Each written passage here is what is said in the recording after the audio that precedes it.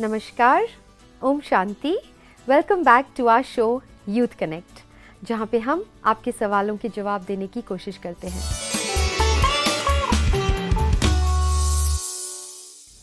तो हमारी बात ऋतु जी से चल रही है। पहले तो Ritu ji, welcome to the show. Thank you. ओम शांति। ओम शांति। हमारी बात कॉन्फ्लिक्ट्स पे चल रही थी, तो उसी के रिगार्डिंग हमें क्वेश्चंस आ रहे हैं।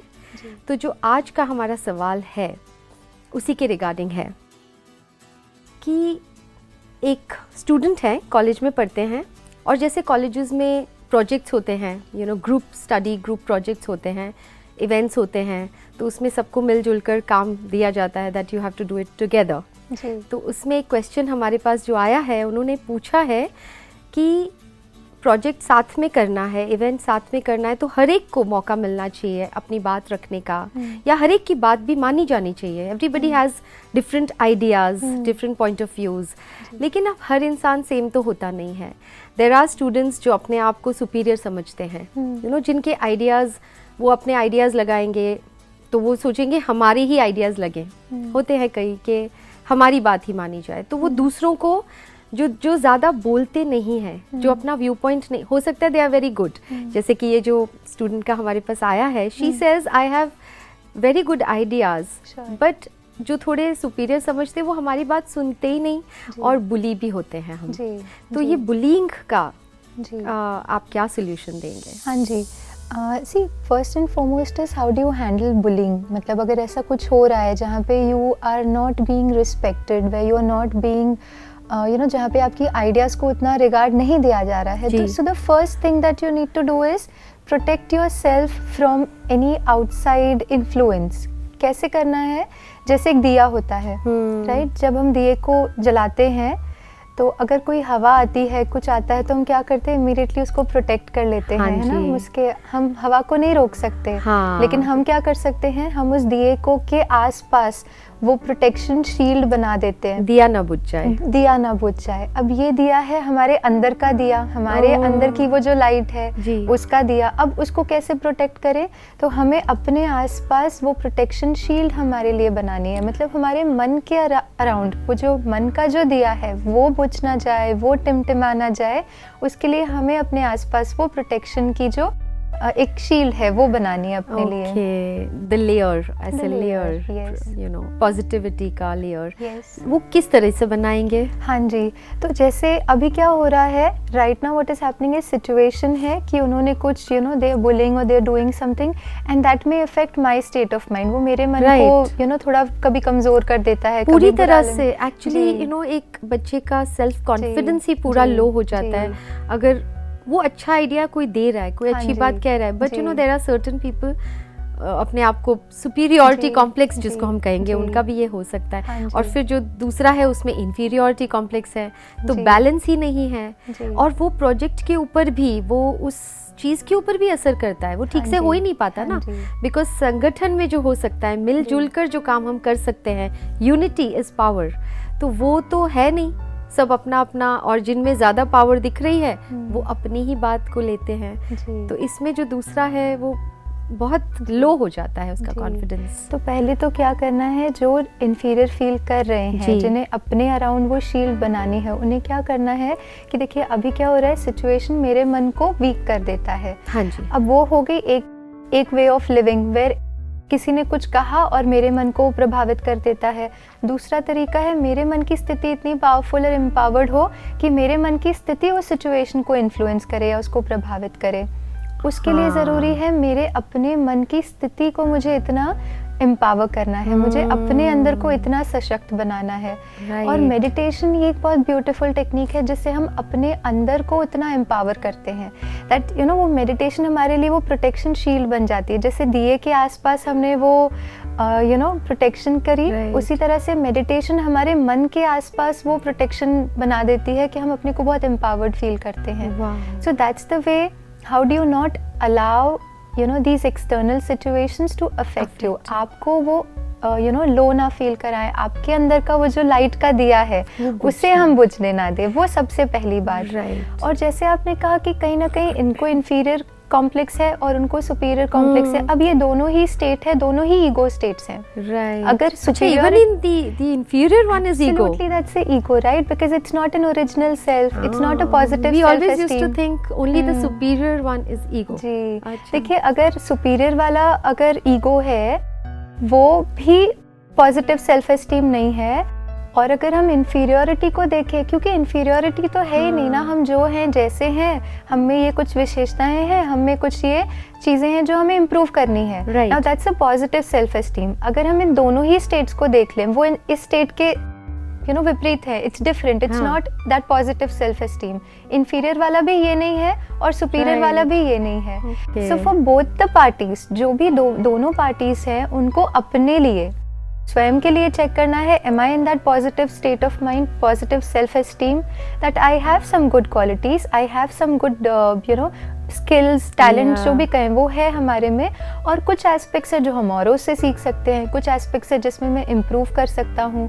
That's a positive self esteem. Okay. और ये इसके अलावा अगर सुपीरियोरिटी और इन्फीरियोरिटी दोनों ही है तो समवेयर इट विल मेरी जो जर्नी है जहाँ पे I have to work with people around, ये दोनों ही स्टेट मुझे बहुत वल्नरेबल कर देंगे कि मैं स्टेबल नहीं फील कर पाऊँगा। इसीलिए what spirituality does is it brings us back to our self-esteem, which is a positive self-esteem. Who am I? I'm a being. I have these qualities, these good talents, all of that जो मैं हूँ. Okay. And then of course we keep improving. Spirituality is just being best version of yourself. Right. So but here I have a question, Ritu जी।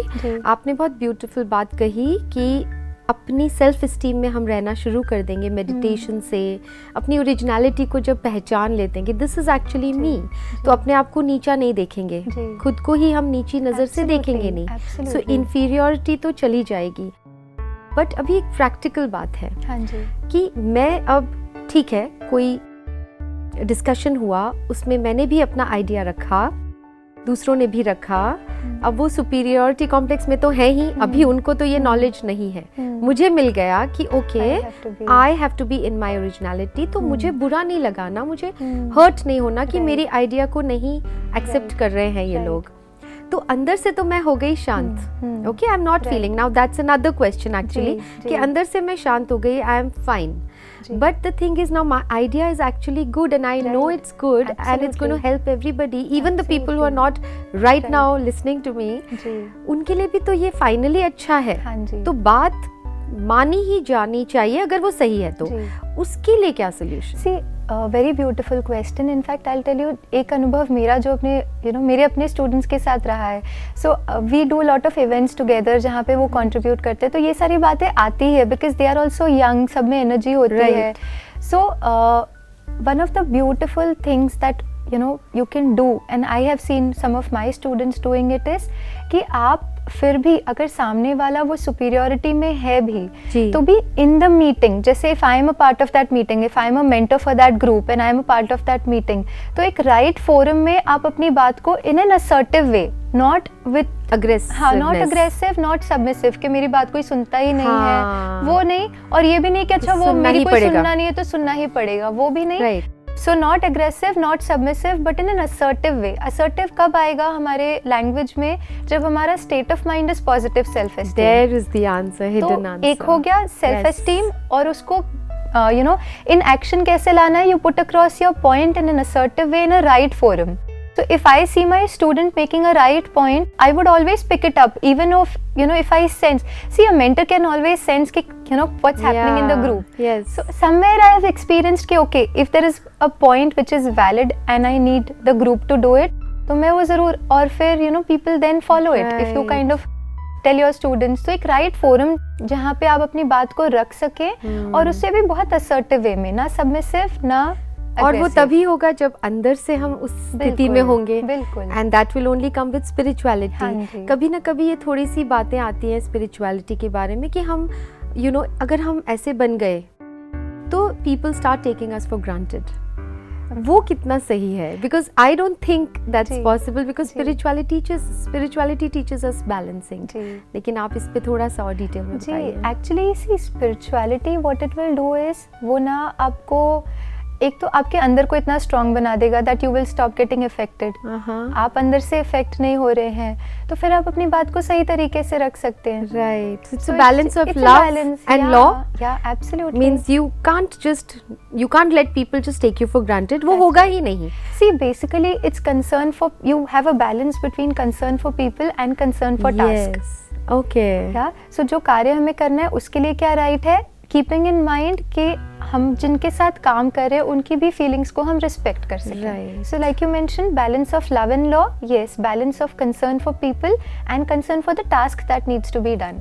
तो उसका जब balance है तो बहुत naturally फिर क्या होगा, you know, I'll be able to put across my point and you know, of course in a right forum with the right state of mind, and then it's possible that आपकी बात को सुना जाए, माना जाए। बिल्कुल, absolutely, चांसेस कहीं बढ़ जाते हैं कि आपकी बात को माना जाए, बिकॉज जिस तरीके से आप अपनी बात को रखेंगे वो भी बहुत लॉजिकल, बहुत बैलेंस्ड होगी। राइट, तो फिर मानना तो you know, if it's the right viewpoint, तो मानी जाएगी। हाँ।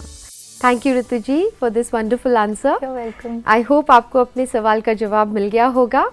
तो आपके कोई सवाल हो तो आप हमें व्हाट्सएप कर सकते हैं। स्पेशली हम अभी कॉन्फ्लिक्ट्स के ऊपर बात कर रहे हैं, तो उसी के रिगार्डिंग भी कुछ है, तो आ ही रहे हमारे पास सवाल। आपको भी पूछना हो तो आप हमें व्हाट्सएप कर सकते हैं और या फिर ईमेल भी कर सकते हैं। तब तक let's connect through our show youth connect. Thank you. Om Shanti.